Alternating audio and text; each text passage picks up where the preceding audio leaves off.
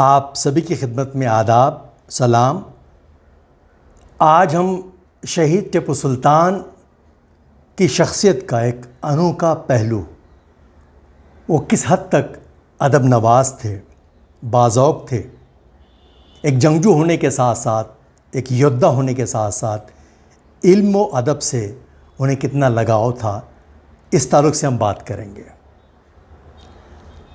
خداداد سلطنت کی سرکاری زبان فارسی تھی، لیکن اردو کا استعمال ہر جگہ ہوتا تھا۔ حیدر علی کے وقت فارسی بھاشا کا چلن تھا، لیکن جب ٹیپو سلطان تخت نشین ہوئے، سلطان نے فارسی کے ساتھ ساتھ کنڑا زبان کو درباری زبان میں شامل کیا۔ سلطان عربی، فارسی، اردو اور کنڑا کے علاوہ انگریزی، فرانسیسی، تمل زبان بھی جانتے تھے۔ تعلیمی میدان میں ان کی سوچ کتنی دور تک تھی، کتنے دور اندیش تھے۔ اس دور میں سری رنگ پٹن میں جامع الامور اعلیٰ تعلیمی ادارہ ہائیر ایجوکیشن انسٹیٹیوٹ قائم کیا۔ اسے آج کی یونیورسٹی بھی کہا جا سکتا ہے، جہاں ہر طرح کی تعلیم کا مفت انتظام تھا۔ سلطان کے خداداد سلطنت میں امن و امان، خوشحالی کے پرسکون ماحول میں علمی ادبی سرگرمیاں اپنے عروج پر تھیں۔ دربار میں فارسی، کنڑا کے ساتھ ساتھ اردو زبان کا رواج تھا۔ دیکھتے ہی دیکھتے میسور جنوبی ہند میں علم و فنون اور شعر و سخن کا مرکز بن گیا۔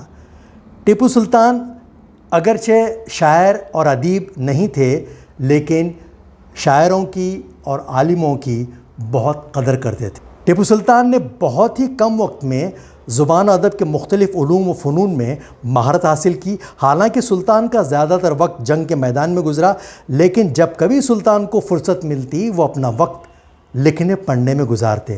مورخین، اتہاس کاروں کے مطابق ان کے شاہی لائبریری میں، کتب خانے میں بہت سے نایاب قلمی نسخے، مینuscripts ڈفرینٹ ٹاپک پر، مختلف موضوعات پر ملتے ہیں، جن میں مذہبی کتابوں کے علاوہ تصوف، یونانی میڈیکل، فلسفی، ٹیکنالوجی، سائنس، صوفیزم، لغات، ڈکشنریز، تاریخ ہندی اور دکنی نظمیں بھی شامل تھیں، جن کی تعداد تقریباً 2000 سے زیادہ بتائی جاتی ہے۔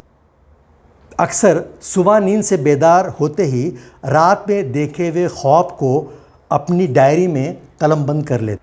خواب نامہ کے نام سے اس کی کتاب تیار کر لی گئی۔ سلطان کی موت کے بعد انگریزوں نے تمام درباری خطوط، مینuscripts، لیٹرز، ان سب پر قبضہ کر لیا۔ سلطان کی لکھی ہوئی ڈائری، خواب نامہ، انڈیا آفس لائبریری لندن میں آج بھی موجود ہے۔ سلطنت خداداد میں لکھنے لکھانے کے الگ الگ شعبے، ڈپارٹمنٹ تھے، جن میں شاعری و ادب اور دیگر موضوعات پر، ڈفرینٹ ٹاپکس پر بھی سلطان کی سرپرستی و ہدایت میں کتابی کام جاری رہتا۔ سلطان کو تصنیف و تالیف کا بڑا شوق تھا۔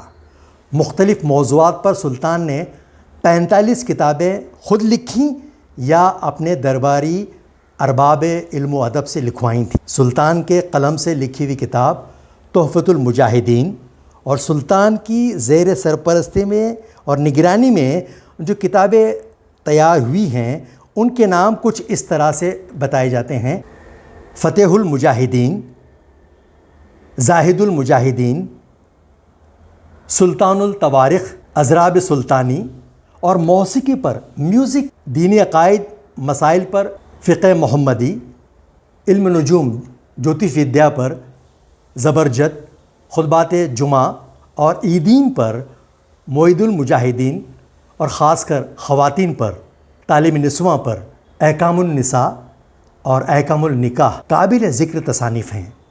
ٹیپو سلطان اس دور کی سوچ اور وقت سے بہت آگے تھے۔ انہوں نے اس دور میں اردو اخبار فوجی اخبار کے نام سے نکالا۔ علم و ادب کی جو خدمات ٹیپو سلطان نے کی ہیں وہ قابل ستائش ہیں، لیکن افسوس سلطنت کے خاتمے کے ساتھ ہی علم و ادب اور تہذیب و ثقافت کی یہ سرگرمیاں داستان بن کر رہ گئیں۔ امید ہے یہ ہماری کوشش آپ کو پسند آئی ہوگی۔